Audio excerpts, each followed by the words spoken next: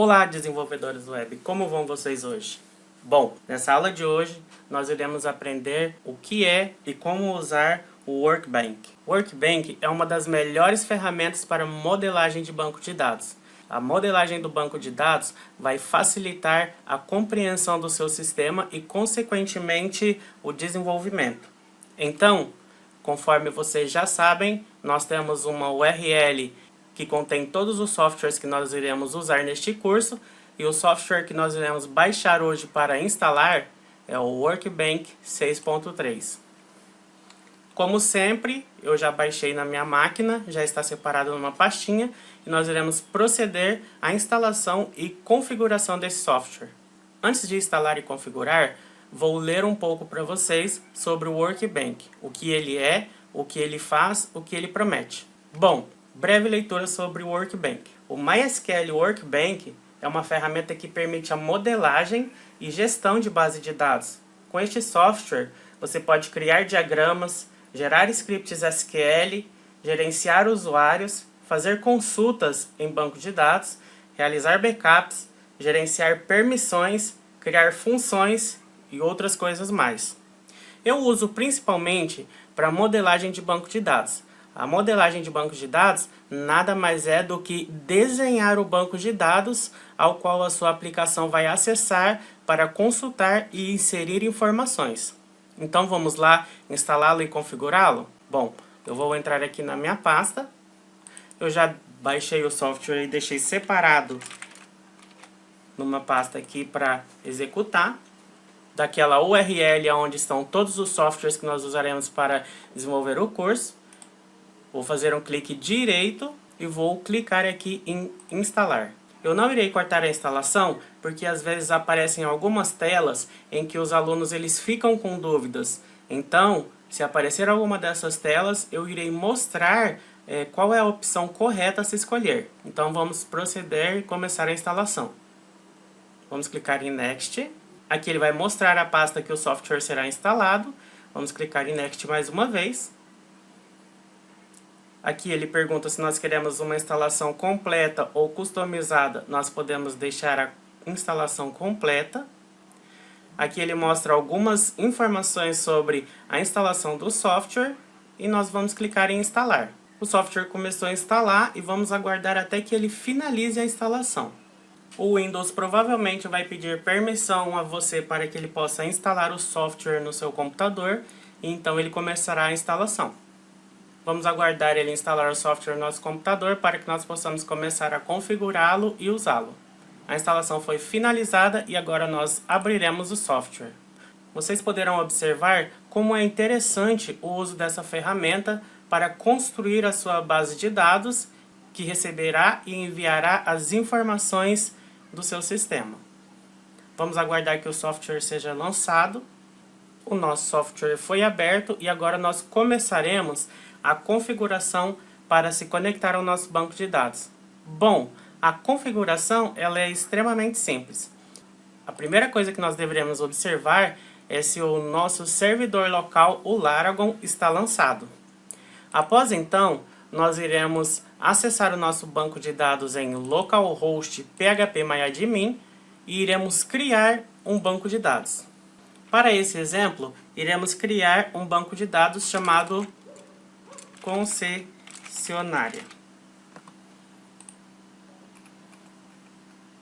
Vamos escolher aqui o charset do nosso banco de dados, conforme eu já expliquei em vídeos anteriores o que significa. Pronto, o nosso banco de dados concessionária ele já está criado em nosso localhost. Então nós iremos usar agora o Workbench para acessar esse banco de dados. Aqui, na tela inicial do Workbench, temos MySQL Connections e clicando no mais, iremos criar uma nova conexão com o nosso banco de dados. Podemos escrever que essa conexão vai chamar concessionária, sempre sem acentos, tá? Para evitar qualquer tipo de erro. Como o nosso banco de dados ele é localhost, o nosso endereço IP é 127.0.0.1 na porta 3306. O nosso usuário é root e ele não tem senha. Caso o nosso banco de dados tenha senha, nós iremos clicar em Stored in Vault e nós iremos registrar a senha uma vez para que toda vez que ele acesse o nosso banco de dados, ele acesse com o usuário e a senha que foi registrado. Nós podemos aqui também, adicionalmente, setar qual banco será usado para esta conexão. Então, nós iremos aqui em nosso localhost phpMyAdmin. Vamos copiar aqui o nome do nosso banco de dados. Vamos voltar para o nosso software.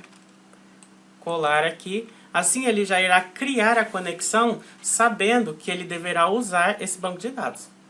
Clicamos em testar conexão para que o software possa testar a conexão e ele retornou uma mensagem de sucesso falando que ele conseguiu se conectar ao nosso banco de dados. Nós clicamos em OK, OK novamente e aqui nós temos o banco de dados concessionária configurado. Nós iremos clicar 2 vezes em concessionária.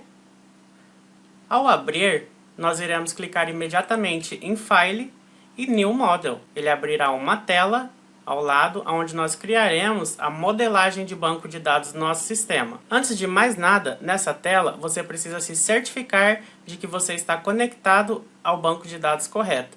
Então, você clica em Database, Connect to Database, e se nessa tela aparecer concessionária, significa que nós estamos realmente conectados ao nosso banco de dados concessionária lá no nosso phpMyAdmin. Como sabemos que estamos conectados em concessionária, vamos renomear esse MyDB para o nome do banco de dados, concessionária. Depois, basta clicar no xizinho para fechar e o nome do nosso banco de dados estará renomeado. Com esse banco de dados renomeado, nós iremos clicar em Add Diagram e ele adicionará um novo diagrama à nossa tela, onde nós iremos desenhar o nosso banco de dados. Bom, para desenhar o nosso banco de dados e depois exportar esse desenho para o nosso phpMyAdmin, nós iremos clicar nesse ícone, Place a New Table, ou seja, cria uma nova tabela. E como nós temos uma concessionária, então nós vamos começar a configurar essa concessionária. A primeira tabela que nós iremos criar é uma tabela empresa. O que eu quero deixar bem claro é que esse exemplo é um exemplo bem simples de algo que nós faremos no futuro para desenhar o banco de dados da nossa aplicação. Então, toda essa matéria ela será revisada e treinada novamente. Então, vamos lá à nossa prática da exportação do nosso diagrama de banco de dados para o nosso phpMyAdmin. Clicando aqui, você poderá inserir o nome da sua tabela no banco de dados concessionário. Vamos começar a adicionar as colunas dessa tabela. A primeira coluna chamará ID, será uma chave primária não nula e autoincremente. Autoincremente é para que o registro ele seja adicionado um identificador único para cada registro que for inserido no banco de dados. O não nulo quer dizer que esse registro não pode ir para o banco de dados vazio. E o primer key é um identificador, a chave primária do nosso registro para se relacionar com outras tabelas. Eu mostrarei logo mais como esse conteúdo ele se relaciona com outras tabelas. Vamos continuar adicionando as nossas colunas. A segunda coluna chamaremos de empresa, que terá um varchar de comprimento 45 caracteres, que será também não nulo. Aqui em int é sempre importante que você insira a quantidade de caracteres do campo ID, da coluna ID. Bom, depois de empresa nós iremos adicionar o endereço da empresa, pode ser também um varchar 45 e não nulo, porque nós estamos fazendo somente um exemplo. Depois do endereço, nós iremos adicionar o CNPJ, que pode ser também um varchar de comprimento 45 não nulo. O varchar é um tipo de dados do SQL que pode conter até 256 caracteres, enquanto o campo do tipo int ele pode conter até 11 caracteres. Quando nós queremos inserir mais caracteres do que estes que estão disponíveis para esse tipo de dados, nós usaremos outro tipo de dados. Por exemplo, o BigInt vai inserir muito mais caracteres na sua tabela conforme sua necessidade. Após o CNPJ, nós iremos colocar o gerente, porque toda matriz e filial de concessionária tem um gerente, num varchar de 45 não nulo. E após isso, nós iremos adicionar o tipo. O tipo da concessionária vai nos falar se ela é uma matriz ou se ela é uma filial, que também será um campo não nulo. Todos esses campos serão alimentados por formulários do nosso sistema.